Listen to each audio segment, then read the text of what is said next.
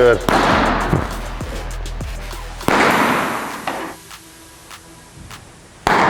Better.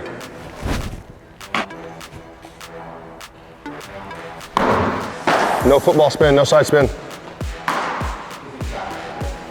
Better. There you go. Great timing.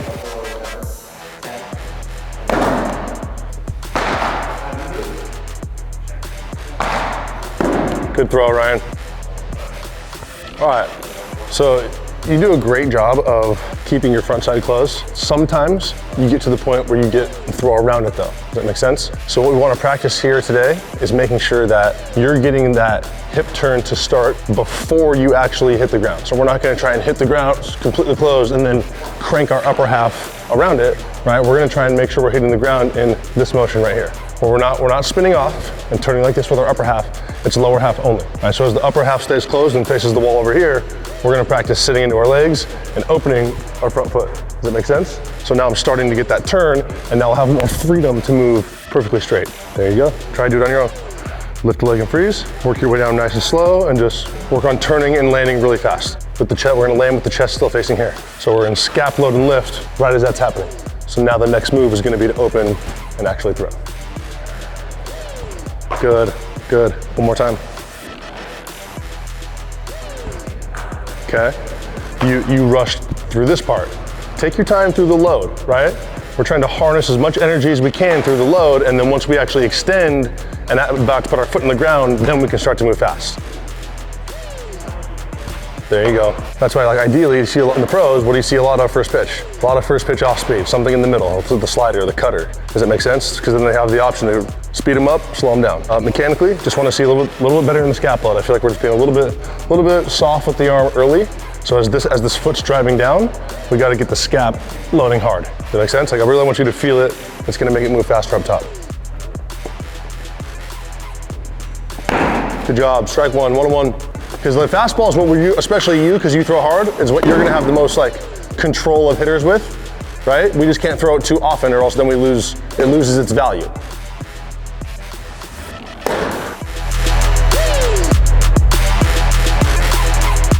Nice and easy. Warm up swings off the tee, get loose, build some good habits. We'll go from there.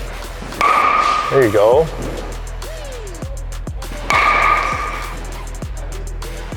Good work. Keep it up. Let your barrel follow the baseball for a minute. Ooh. Good. Let your hands eat the ball up.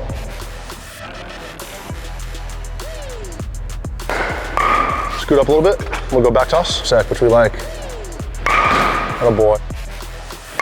Spray the cameraman, dude. Put one on the lens. Good piece. Two more. Attaboy. Attaboy, Diesel. Listen, when you create good angle with that front leg and it just stiffens up and allows your backside to speed up, you don't have to force it. You don't have to jam the bat down with your hands, because now your body is just using that coil, using that hinge to just snap it in front of you, right? You don't really have to like get on top of your front leg and overpower the arms from the top down. Like if you do it right, it kind of takes care of itself. You know what I mean? I think you're feeling it. Good work. See, that's when you get on top, and then the hands come downward instead of forward. Like when you do it right, when you really get one, does it feel like your arms unfold more rather than like drive? Like when we're little, we teach everyone, drive your hands, like drive your arms at the ball, like drive your knob to the ball. But as you get older and you have to keep your hands back more to adjust to off speed and so on and so forth, it becomes more of like an unfolding of the arms and a throw of the bat than it does a drive of the knob. Make sense?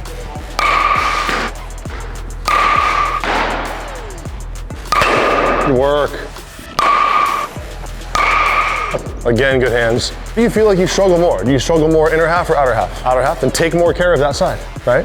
Like as hitters, we tend to kind of just figure out what works for us better and just do that and rely on that. But as these pitchers get better and smarter and can hit spots, dude, they're gonna find the weakness and just attack that. So like with a lot of these high school guys and college guys I'm working with, I tell them the same thing, like, yo, if you struggle with the outer half more, take the most care of that. That's gotta be the forefront of your mind. It's gotta be the thing that I care the most about, that I'm being the most precise with, right? Because if middle in is easy for you, what do we need to work on? Not much, just trust it, right? If you're getting the pitches middle in easy, you're opening up and getting barrel out there in time, let it eat. And then take real good care of the outer half. Like I'm focused on the outer half because I need to be because I'm not as good. So in a game situation especially, I want you like focusing on what we struggle with trusting what we don't, right?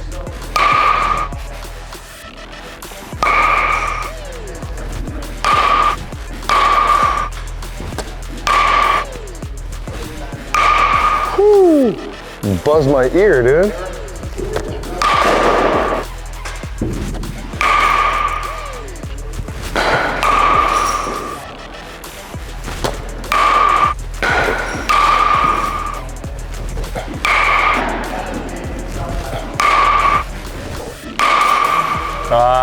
Out in front, keep the front side closed. Good work. He's been with us since he was 8. In fact, Ryan started out on like our developmental team, like our little like training squad that technically wasn't allowed to play games with the teams yet because they weren't good enough, but he quickly came around and is now probably one of the better players in the program, so come a long way. He throws the ball, what do you throw, like 80? What's your top, Ryan? Is that in-game or bullpen? Like 75, 77? And then his exit velo with the bat is like mid-80s, so he's a strong kid. Had Ryan come in for an hour-long session with us. He's an 8th grader who's preparing for the high school level in a couple months, and we had a half-hour pitching, half-hour hitting session. The pitching session, we were essentially just working on getting really good hip and shoulder separation for him, making sure he has good scap load. He already has really good command of 4 pitches and throws the ball extremely hard. So for him, it's really just about focusing in on making sure he looks polished as a pitcher. With the hitting stuff, we were really focusing on him not extending his front arm too early and just making sure he gets to the zone with a real good sequence and really good connectivity so that he's maximizing his bat speed and ability to adjust to off speed and stuff like that. But yeah, that's it.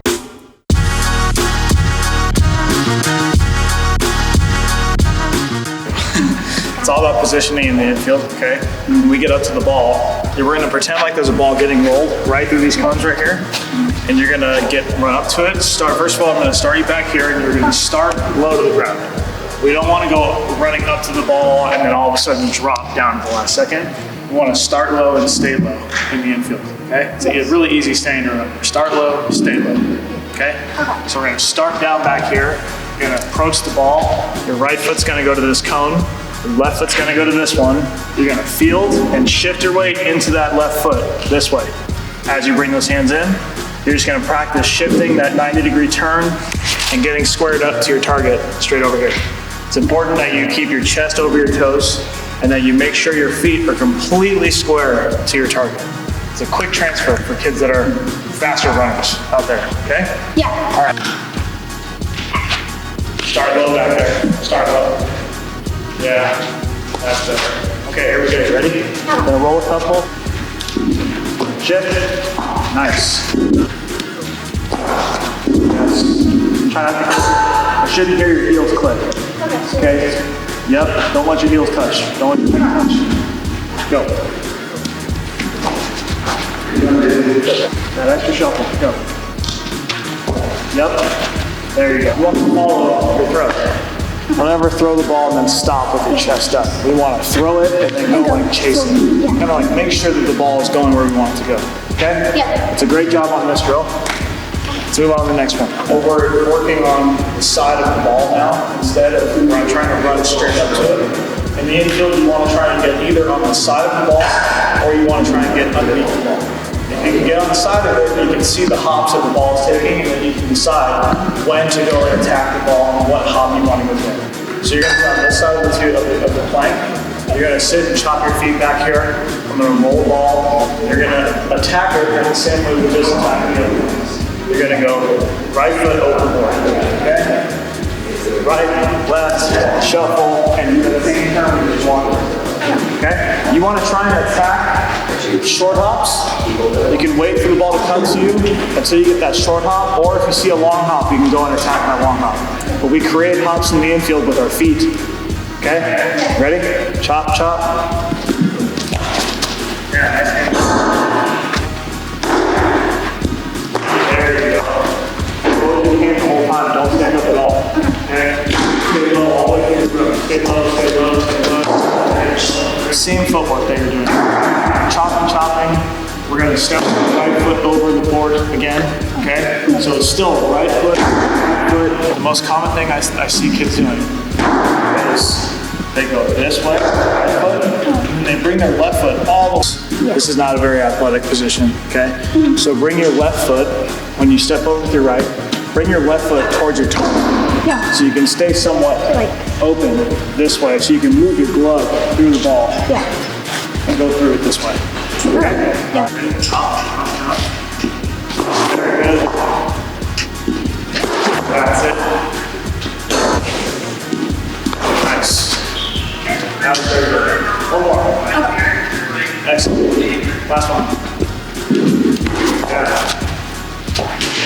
You're gonna try and keep the glove over the bag the entire time. And you just catch, put the bag in. Okay? So it should be like bam, bam. Catch time. Like this. If you need to pick the ball, or if it's on the other side of your thumb, or over here, you can turn your glove over and bring it back. Yeah. Or you can go up and bring it back. But if it's a good throw, you just want to let that ball come all the way to you, so you can just take it straight down and run. Okay? I'm gonna hit these to you with the bat, so you get some inconsistent drops.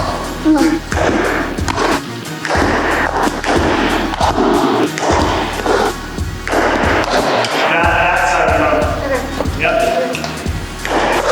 Nice pick. Woo, nice job.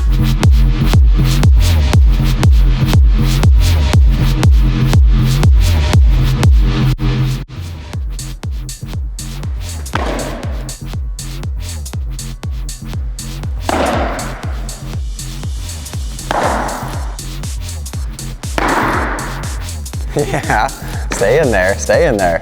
Great pitch though, I'll take that all day.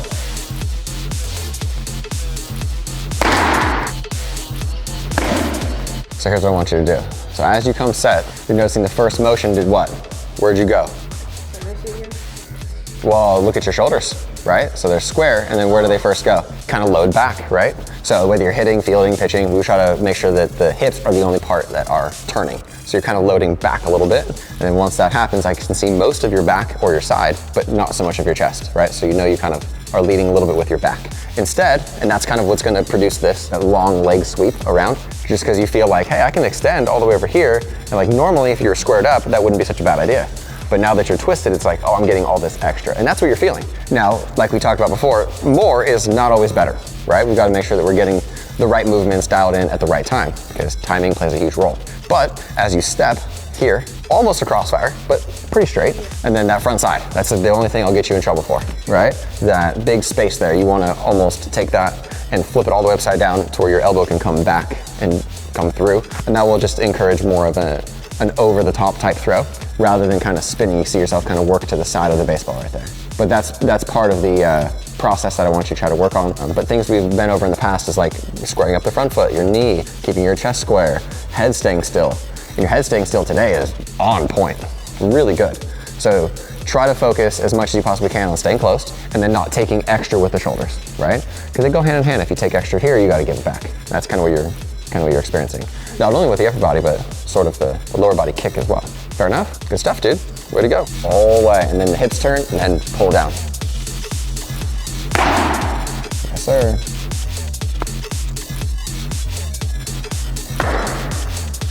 Lower body mechanics were much, much better. Feel like when your hips turn, the core is able to kind of eat up some of that twist, and you're able to just work down with the upper body. And then the upper body just glove in, arm over, head stay still, we're good. The upper body movements should be pretty simple because they're accuracy based, right? We're not getting too much power out of our upper body. Most of the power is supplied by the lower body. So we gotta kind of section off the legs, the hips, from the core, and then upper body and core, so everything kind of just like works up the body. Does that make sense? Turn hips, that core distributes some of that power to the arms, and then we're good.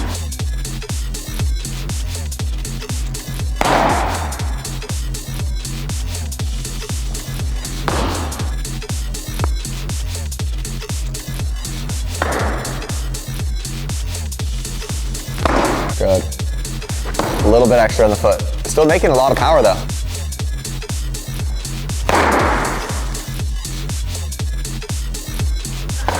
You're all right, let's do it again.